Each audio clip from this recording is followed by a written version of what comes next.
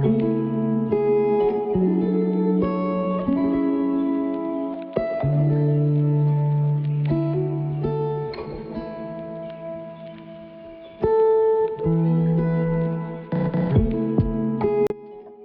Everyone, welcome to my channel.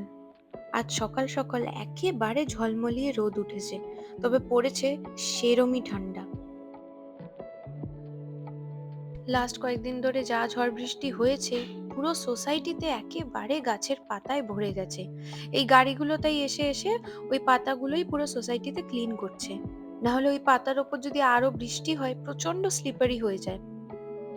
আজ সকালবেলা চলে এসেছি, পাশে আমাদের একটা সুন্দর ক্যাফে আর বেকারি আছে, এখানে ব্রেকফাস্ট করতে। প্রায় একটা সপ্তাহ ধরে অনিরুদ্ধ বলছে, চল একদিন আমরা এই বেকারিটাতে যাব। তো আজকে ফাইনালি ভাবলাম, যেহেতু দিনের বেলা প্রচুর কাজ আছে, দুজনে যদি বাইরে সকালবেলা ব্রেকফাস্টটা করি, দুজনেরই ভালো লাগবে। লাস্ট এক সপ্তাহ ধরে কাল যাব বলতে বলতে আজ যেই না অনিরুদ্ধ বললো আজ কি যাবি সকালে ব্রেকফাস্টে ওই দোকানটায়, এক কথায় রাজি হয়ে গেলাম। এই দোকানটার ভাইবটা না অনেকটা সেই দার্জিলিং এর মতন মনে হচ্ছে জানলাগুলো দেখে। এখানে নিয়েছে একটা কফি আর একটা ব্রেকফাস্ট বারিটো, আর এইটা হচ্ছে বাটার চকলেট কুকি। তবে কি জানো, আমরা কফি আর ব্রেকফাস্ট বারিটোর বিলটা আগে করিয়ে নিয়েছিলাম। পরে মনে হলো একটা তাহলে কুকি অর্ডার করা যাক।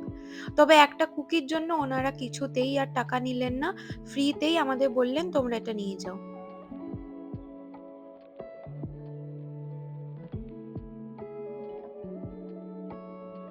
আজকে আর সকাল সকাল দৌড়তে যাইনি, আরামসে এসেছি ব্রেকফাস্ট করতে সকালবেলা।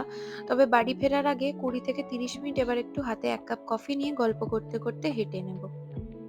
এই টাইমটাতে দুজন মিলে এবার মন ভরে ডিসকাস করে নিলাম আমাদের কি কি কাজ কতক্ষণের মধ্যে করতে হবে। প্রথম জানো তো, যখন এখানে লাস্ট ইয়ার এসেছিলাম, তখন একটা জিনিস দেখে খুবই অবাক হয়েছিলাম। রাস্তায় যখনই মর্নিং ওয়াক করতে যেতাম, যে কেউই অচেনা কারোর সাথে দেখা হলেই সবাই নিজে থেকে গুড মর্নিং গ্রিট করতো। জেস্টারটা অনেক ছোট হলেও প্রচন্ড ভালো লাগে।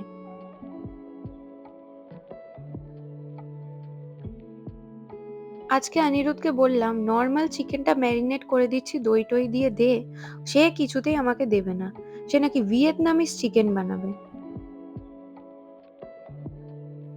প্রথমেই ম্যারিনেশনে রসুনের সাথে সুগার দেখে আমার তো মাথাটা গেছে খারাপ হয়ে। তার মধ্যে আবার দেখি ফিশ সস, অয়েস্টার সস আর কি কি না জানো অ্যাড করলো। তার মধ্যে আবার লেমন গ্রাস। দেখে তো খুবই ডাউটফুল মনে হচ্ছে, কিরম হবে কে জানে খেতে। ও না এরম নতুন নতুন ধরনের কিছু ট্রাই করতে প্রচন্ড ভালো লাগে।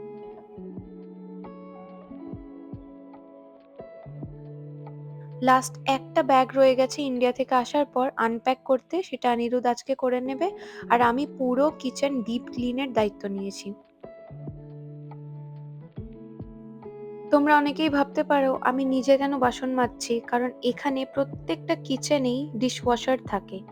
তবে কারণ হচ্ছে আমাদের, যে আমাদের বাসন এত কম বেরোয়, যে ডিশওয়াশার যদি চালানো হয় তাহলে ইলেকট্রিসিটি বিল, ওয়াটার বিল সবই প্রচুর বেশি আসবে। আর না হলে আমাদের বাসনগুলো দুদিন ধরে জমিয়ে তারপরে ডিশওয়াশার চালাতে হবে। কিন্তু দুদিন ধরে যদি ডিশওয়াশারের ভেতরে এঁঠো বাসন পড়ে থাকে, তাতে পোকামাকড় হয়ে যেতে পারে আর মাছিও হয়ে যেতে পারে। তাই সেই ভয়েতেই আমাদের একেবারেই পছন্দ হয় না এই এঁঠো বাসনগুলো 1-2 দিন ধরে ডিশওয়াশারের ভেতরে পড়ে থাকবে।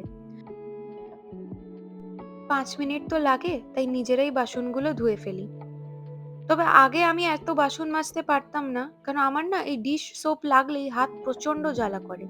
তাই এইবার মনে করি ইন্ডিয়া থেকে যখন ফেরত আসছি, এই স্কচ ব্রাইটের 2টো গ্লাভস কিনে নিয়ে এসেছি। তাতে হয়েছে কি সুবিধা, এক তো জলটাও হাতে লাগছে না, আর তার সাথে সাথে ডিশ সোপগুলো আমার হাতে লাগে না আর। কিচেন পুরো ক্লিন, তার সাথে আজকে কফি মেশিনটাকে একেবারে ডিসম্যান্টল করে খুলে প্রপারলি পরিষ্কার করেছি।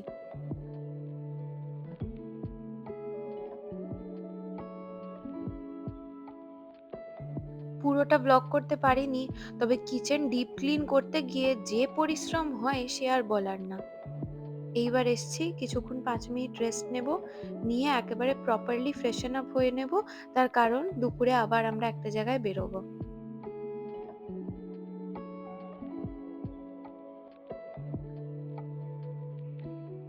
আজকে শুধু কিচেন ক্লিনই না, পুরো ওয়ার্ড্রোব আমাদের একেবারে ক্লিন করে নতুন করে প্রত্যেকটা জামাকাপড় রেখে তাকে গোছানো হয়েছে। সেই করতে গিয়ে আমার আর অনিরুদ্ধের যা পরিশ্রম হয়েছে, আজকে ছুটে চলে এসেছি দুপুরবেলায় স্টারবাক্সে ১ কাপ কফি খেতে।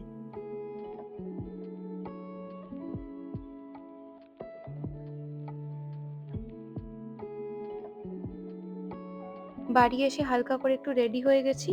এবার বেরিয়ে যাচ্ছি আমাদের বাড়ি থেকে ওই ধরো ২০ মিনিট মতন ডিস্টেন্সে ওয়েস্টফিল্ড বলে একটা মল আছে। সেই মলে আজকে যাবো, কারণ একটা প্রচন্ড স্পেশাল জিনিস কিনবো। এই বছরের আইফোন। লাস্ট ১ বছর ধরে টাকা জমিয়ে বহু অপেক্ষা করেছি এই দিনটার। আসলে কি হয়েছে, আমার এই ভ্লগিং এর জন্য না প্রচন্ড মুশকিল হয়। আমার লাস্ট এই আইফোনটায় স্পেসের খুব ইস্যু।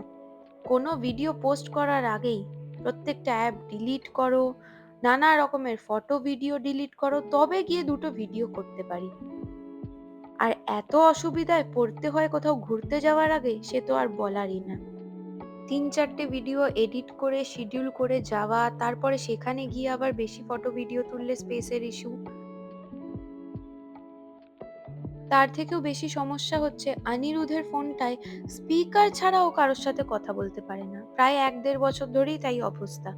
তবে আমরা ওয়েট করছিলাম একসাথে কিনবো বলে, আর টাকাও জমাচ্ছিলাম। এই যে, এইটাও নতুন একটা বেরিয়েছে আইফোন এয়ার। এটা ওই 17ই, তবে একটু পাতলা বলে এই মডেলটার নাম হচ্ছে এয়ার। আমরা কিনেছি আইফোন 17 প্রো। এখানে ৪টেই মডেল আছে। অনিরুদ্ধ বলছিল প্রো ম্যাক্সটা কিনতে, তবে প্রো ম্যাক্সের দাম হয়ে যাবে প্রচুর, তাই ওইটা আর কিনলাম না।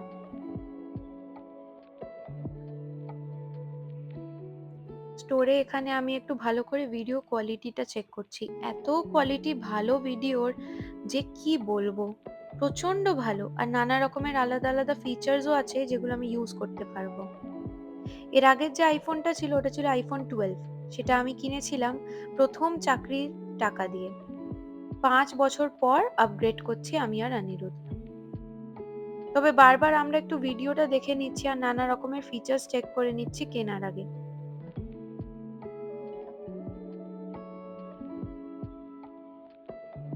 দুটো কালারে খুব কনফিউজ ছিলাম। একটা ছিল এই অরেঞ্জটা, আর আরেকটা হচ্ছে এই সিলভারটা। আমি অনিরুদ্ধকে বলছিলাম দেখ তো কেরম লাগছে। অরেঞ্জটা আমার একটু বেশি ভালো লাগছিল, তবে নিলাম আমি সিলভারটা। তার কারণ হচ্ছে ২ দিন পর যদি অরেঞ্জের থেকে আমার মন ভরে যায়, তাহলে আমার এই তাড়াক্তা ভাড়াক্তা এই কালার নিয়ে আমি পড়বো বিপদে। তখন আর আমার নিজের ফোনই আর ভালো লাগবে না।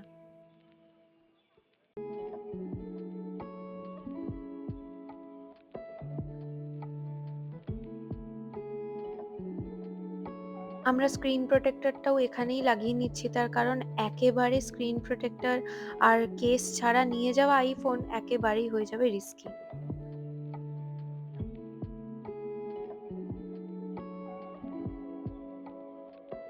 আমিও আমার ফোনটা একবার দেখে নিই। বাহ! কতদিনের অপেক্ষা আজকে ফাইনালি ফুলফিল হলো। এত সুন্দর লাগছে ফোনটা দেখতে, হাতে নিতে ভয়ও লাগছে। কোনোদিন কভার ছাড়া যে নিজের আইফোন হাতে তুলেছি তা মনেও নেই।